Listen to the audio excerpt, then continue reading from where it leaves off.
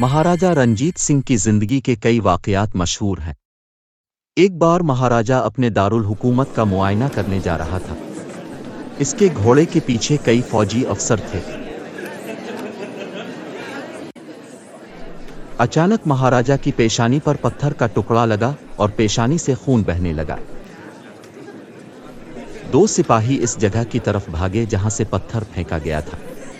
दोनों सिपाहियों ने एक बूढ़ी औरत को पकड़ा और महाराजा के सामने ले आए। बूढ़ी औरत खौफ से कांप रही थी।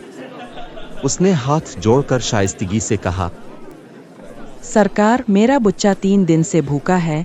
मैंने सड़क के किनारे लगे दरख्त से पक्का हुआ फल तोड़ने के लिए पत्थर फेंका था ताकि मैं अपने भूखे बच्चे को फल खिला सकूं।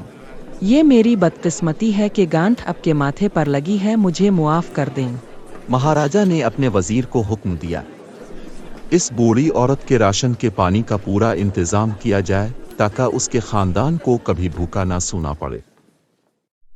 वजीरों और सिपाहियों को हैरत हुई कि वो सजा देने के बजाय न सिर्फ मुआफ कर रहे हैं बल्कि इनाम भी दे रहे हैं।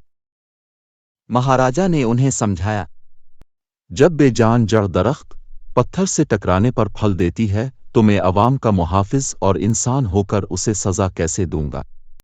ये बुजुर्गों की शराफत है।